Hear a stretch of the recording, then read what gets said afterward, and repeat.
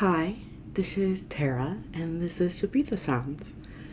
We're a little up close and personal today because we're going to be doing a cruelty-free Get Ready With Me.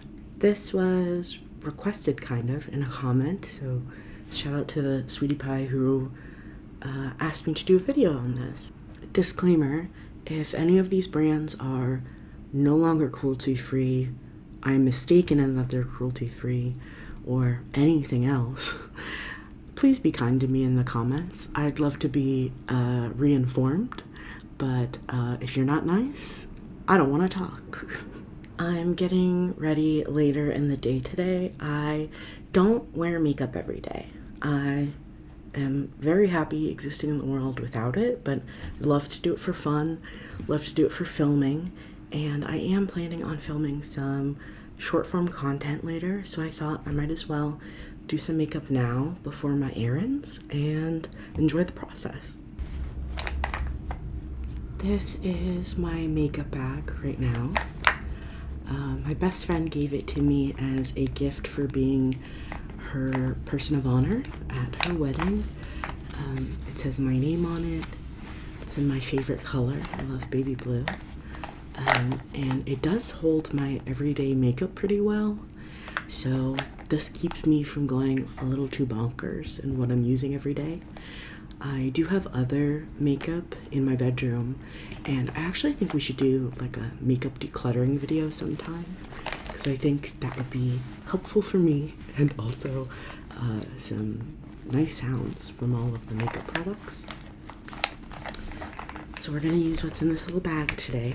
For reference, I have oily, acne-prone, sensitive skin and often deal with hormonal acne, but right now it's actually really good. I typically get it along my jawline and my chin, but we're doing pretty well right now.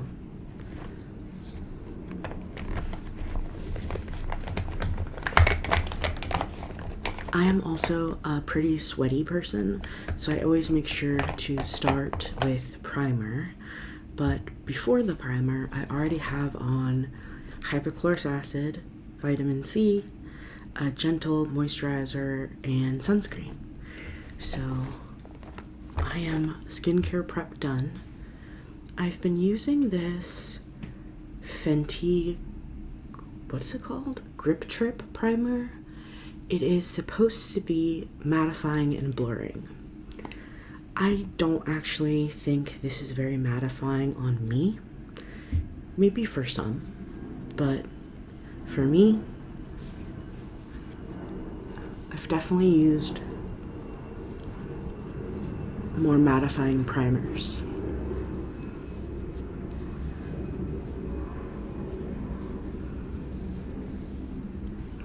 I like to focus my primer in my T-zone. That is where I get the most oily, and I think where I have the most like visible pores, which is also fine. I like my skin to look like skin. I'm gonna try and use this up, but I'm looking forward to trying something different in the future. I've used some primers from One Size before, and I really enjoyed those, so I think that's where I will be going next for my primer.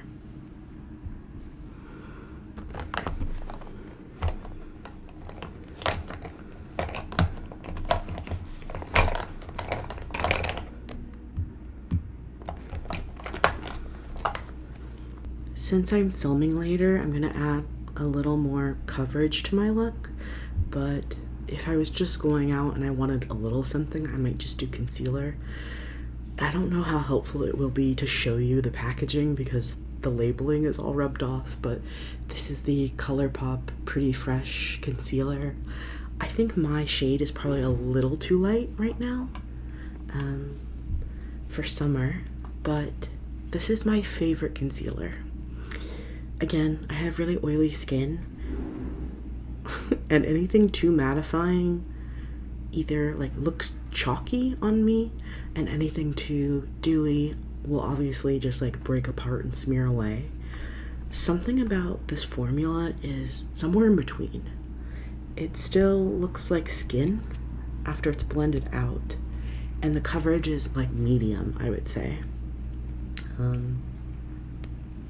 something I always do is a little heart on my like brow, third eye with concealer. And I'm just dotting it on any hyperpigmentation and a little bit under my eyes.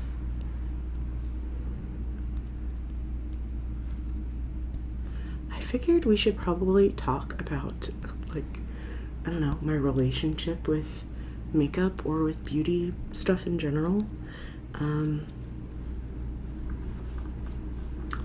also just gonna let that sit for a second.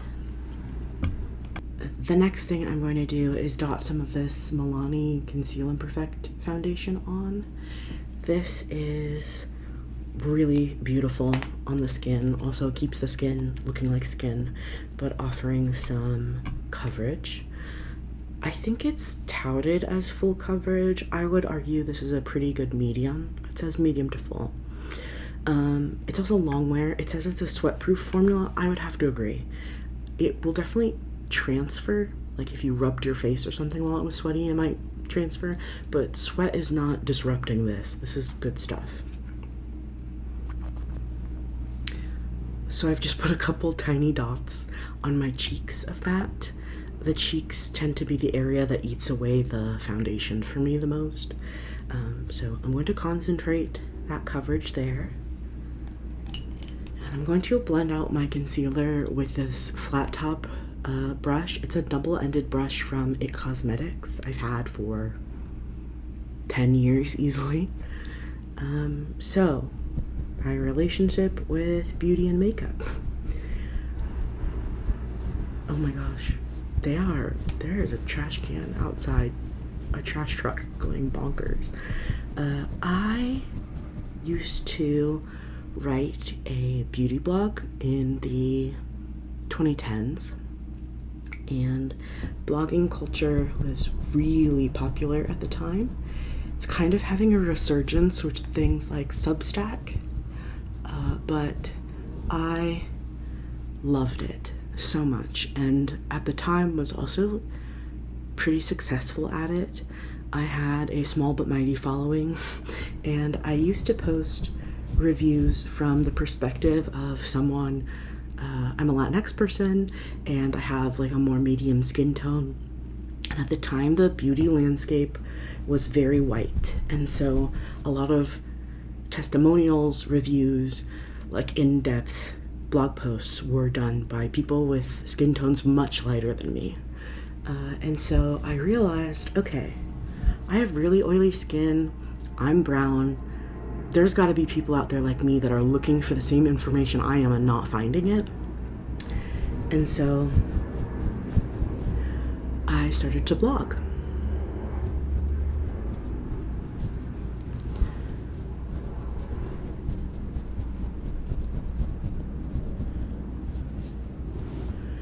I never made any money from it. I received products a few times. I would save my money from my like college work study, and I would go couponing at like CVS and Walgreens and Rite Aid to get like all of the products I would review. And shout out to my mom. She was a huge, and still is, a huge supporter of anything I decide to do, and she would sometimes be like, I got $30, let's go to CVS, is there anything new you need to review? So love that very much. I had the best time, truly the best time. I have always been a pretty artistic and creative person, and I had a great camera, so I was really flexing my photography skills, taking flat lays, product photos, and it was really fun. Eventually, things got less fun. At its peak, I had a quote from one of my reviews on a display in store at Ulta for a Revlon lipstick collection they had released. It was like Ultra HD lipsticks. This was also at a time where I wasn't cruelty-free. So Revlon, not cruelty-free, I had reviewed at the time. And that was amazing. And speaking of my amazing mom, she went to her local Ulta. I was still in college at the time, or right after college, and she convinced them to give her the in-store display because she was like, my daughter is on this and I want it, which is just like the most adorable thing ever. I'm gonna use this flat top blending brush. This is also IT Cosmetics. So what really happened was after I graduated college, I had a very severe mental health decline. Kind of a strange time in my life. I was dealing with a lot, and I had great support and like medical support. I was very well taken care of and trying really hard to keep it together. So things like blogging kind of fell to the wayside, and I recognize now that I think part of that was coming to terms with like gender and sexuality. So it became really tumultuous because this was a space primarily at the time that were all women, very like femme people, which is wonderful and amazing that there was a space on the internet that was like that, built for women. But I was like, where do I fit in here? And do I want to fit in here? Like, what are we doing? Plus, I felt like what I loved about it was how useful my content was, and it became more of people who used to do beauty blogs and beauty content were transitioning into lifestyle content and being more aspirational rather than helpful or relatable. And I was in my early 20s, a really transitional time in my life, and I was like, the way this is moving, I am not going in the same direction, and I don't know what to do with that. So I ultimately stopped doing it. Other things came along. Think about like Temptalia. Anytime you've ever looked up a review from a beauty product, there are so many places to find helpful reviews now, and I think that's amazing. It wasn't always like that, and seeing all of the diversity is incredible and makes me really happy. So in the end, I think the industry of reviewing, of blogs, of that kind of thing moved in a positive direction, but I was having a hard time figuring out where I fit into all of that at the time. So a little complicated.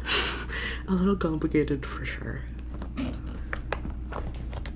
I'm gonna set everything with a translucent powder from One Size. I am obsessed with this. I buy the mini sizes because they fit better in my makeup bag.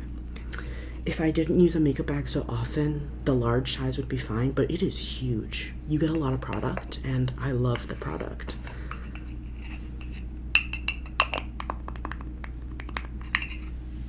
I am going to use the other end of this double-sided IT Cosmetics brush to set under my eyes. I usually smooth it out on my hand first, so what I'm putting on my face is even.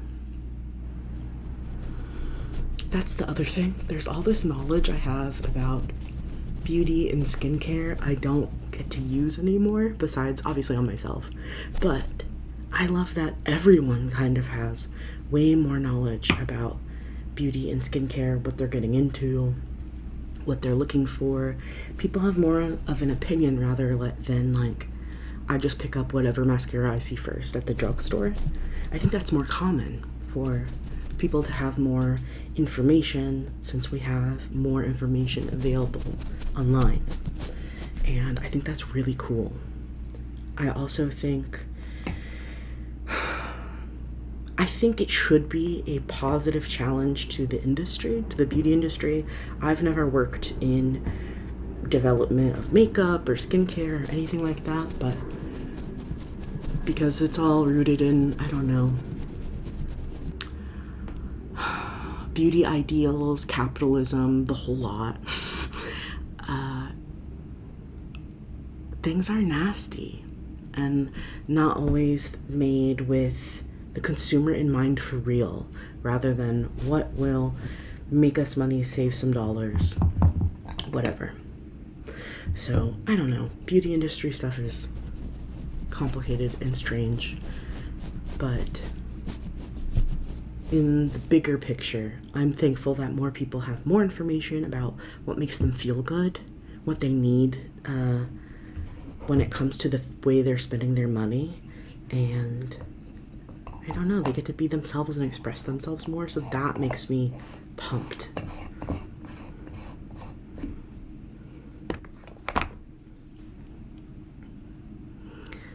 I probably look a little powdery, and that's fine. We're gonna melt it all together with a setting spray in the end. You might have noticed my tea mirror. This is actually from Trixie Cosmetics. I love the quality of the products to begin with, but my name is Tara, so I love that everything has a T on it. This is my favorite Trixie blush. It is Show Pony from the Horse Girl collection, I think is what it was called. And I'm probably wearing that in most of my videos, to be honest.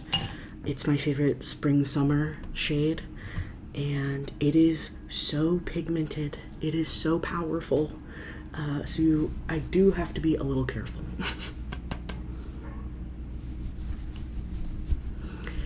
My transition to cruelty-free beauty also meant that that's kind of when I stopped receiving product. Brands would reach out and I would be like, hey, actually, I am only using cruelty-free makeup. At the time, especially, brands weren't super open to discussing their cruelty-free status if they weren't Leaping Buddy or PETA certified, which the PETA certification is so strange to me because they can be so nasty. PETA has been using AI generated images in their social media and advertising. What the hell are we doing? Why would you do that? I don't know. They are a group I have been skeptical of for years, but I know that PETA certification holds a lot of weight to people, so I think that too makes it complicated. I use my best judgment by doing research on parent companies. I will still on occasion use a brand that is cruelty-free owned by a larger conglomerate that isn't cruelty-free. At the end of the day, I want the money to be going towards the cruelty-free business, so that if, I don't know, Procter and Gamble are like, oh my god, this one brand that we own, they bring in a lot of money. They're the only cruelty-free business. Perhaps that will make some kind of impact. That's what I hope. As a consumer, I'm doing my best to make decisions that align with my ethics and morals, and so ultimately, I'm a person, and I'll make mistakes, but I'm trying.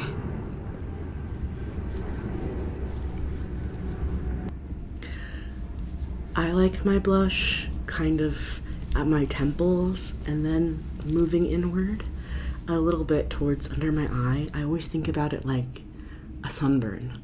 So I also like my blush here at the bridge of my nose.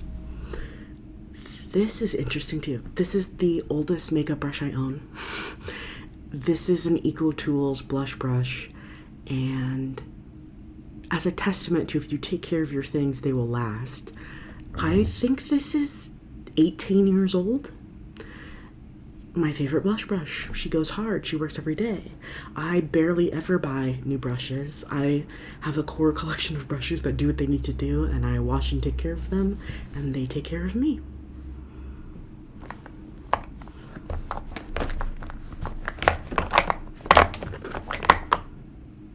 Okay, Milani. Milani is an old favorite, a brand I've loved since before the blogging days, but I used to talk about Milani in the blogging days a lot. They are a cruelty-free brand, but also have always catered to the medium and darker skin tones, I would say. There's obviously still things for lighter skin tones, but it really seemed like in their advertising they always featured more people of color, so that really drew me in because people looked like me in those ads. I got the opportunity to go to a Milani event at the beginning of the year, and they had I think they reformulated and re-released their baked blushes and bronzers. and I was able to try them all. My sweet friend took me as a +1, and I felt so spoiled. It was amazing, especially for, I don't know, a brand I had admired and used for so long. Really cool. You will see Milani a lot in this, because to this day, I love them. They make really quality products, and this is one of my favorites. It is their baked powder blush. This was the most popular at their event. It's in Dolce Pink if you're Italian. And these are highlighting blushes. So I isolate this to just here, like at my temple, I guess where you would have traditionally highlighted. I don't really use highlighters anymore the way we were doing in 2013, but I love almost like a blush topper. I think that's so pretty, really nice, and the lasting power on these baked blushes is incredible.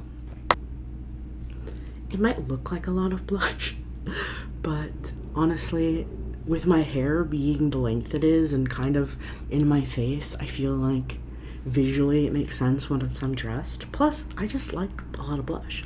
On days where I'm doing more, I might put on some eyeshadow. I love a bold color look, but on a day like today where I'm just running errands, I am going to actually use this highlighting blush on my eyes.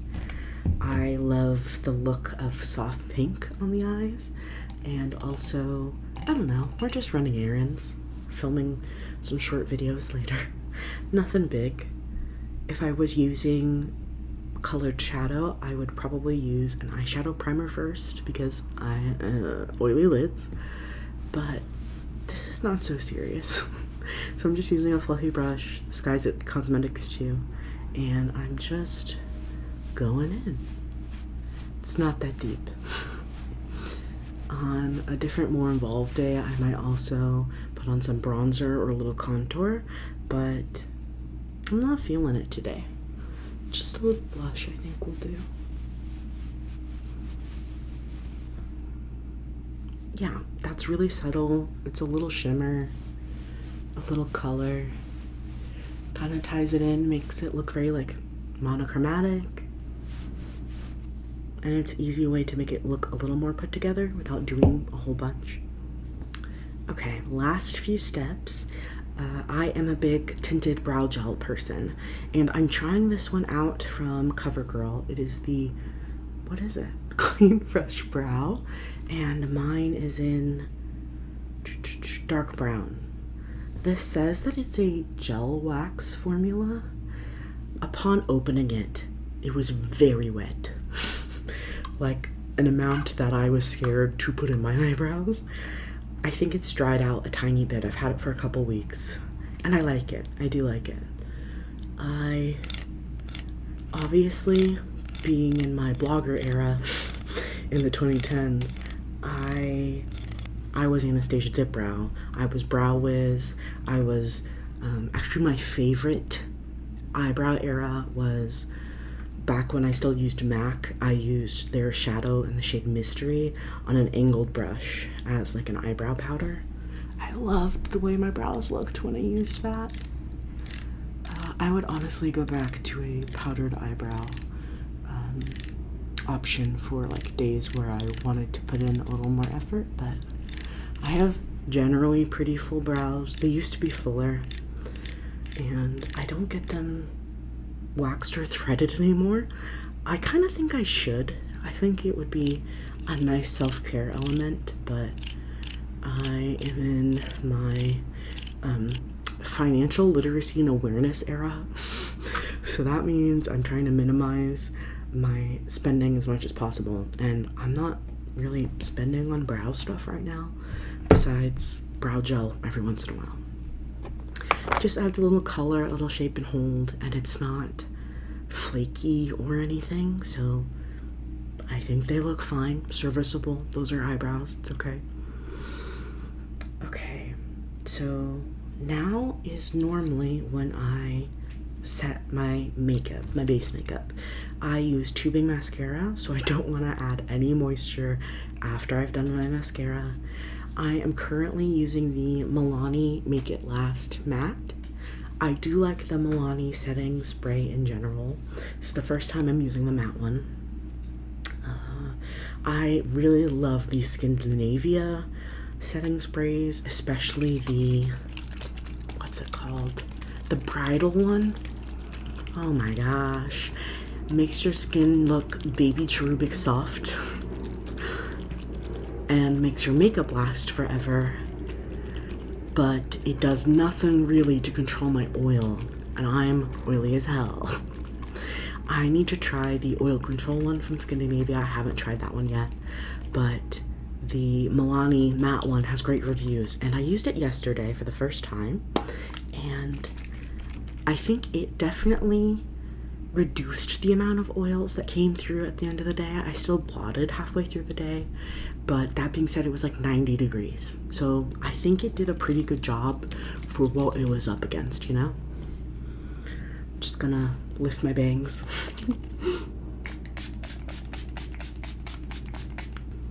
Normally I have a hand fan with me, but I left it in my bedroom.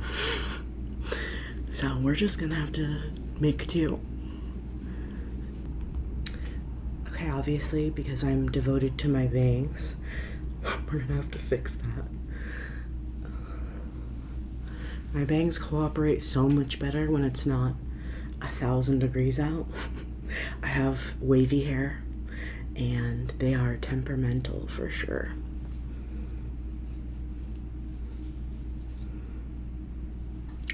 We're just gonna have to call it fine. Mascara time.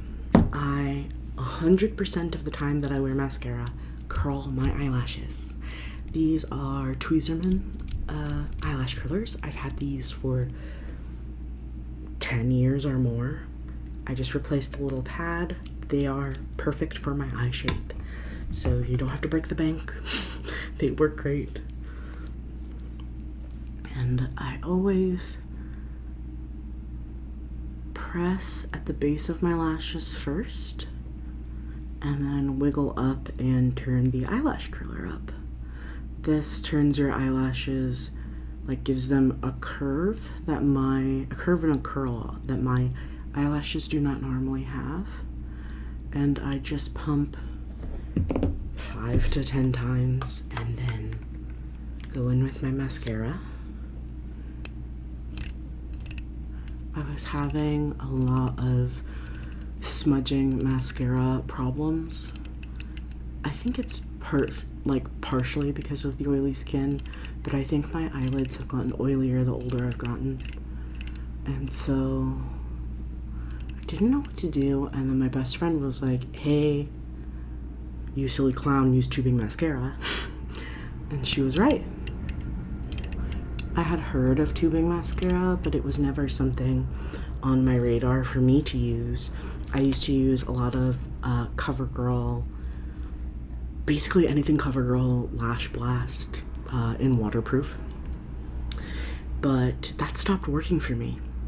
So now I use the Milani highly rated lash extensions. Looks like this. And it is amazing. I haven't tried a ton of other tubing mascaras, so I would love to try other ones, but I love her. I love color mascara, like blues, purples, lavenders, and so if I could find tubing mascara in fun colors, I would totally invest and want to try, but I think they just have black and brown, which is okay. I can always like put shadow or something over it to make it a fun color, but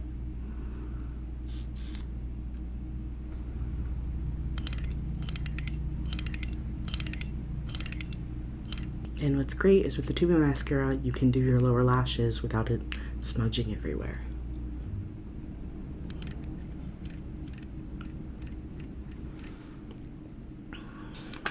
Okay, the last step is lips, so we're going to do a lip combo with these products from CoverGirl. CoverGirl and Milani are kind of my two drugstore cruelty-free favorites. I used to love Jordana, rest in peace to her, but I have been having such a nice time using the the CoverGirl lip stains. These are the Outlast lip stains. This one is in the shade Heat Wave. I love the ease of application.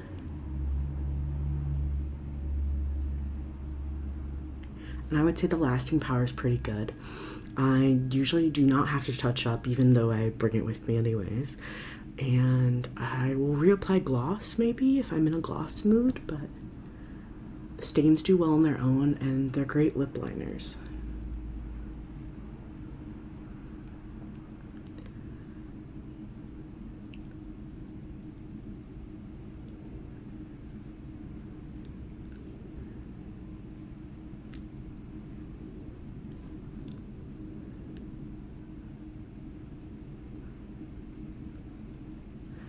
I actually think CoverGirl is doing some of the best, like, American mainstream iterations of popular lip trends in other countries. They have a blur lip line that I think is very reminiscent of the, like, K-beauty and J-beauty blurred lip trends. Those are great. I also love these clean, fresh, yummy glosses.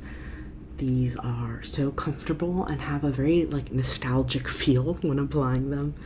This is in the shade Havana Good Time, like Havana. And it's a pink. I guess I'm very pink today. I don't normally wear light pink makeup, but the light pink gloss really works for me. And I'm not always a gloss person, but something about summer, I'm like, yeah, we gotta do a little bit of gloss, a little bit of shine. So this is what I would do for like an everyday cruelty-free routine, something really easy. And it's a mix of like some high-end, some drugstore, and some indie brands, which is kind of what I like to do. I'm gonna use whatever is cruelty-free, works for me and my skin type and skin tone, and I try to support brands I believe in. I would love to not only be, you know, using the big guys, but the cruelty-free thing is really important to me.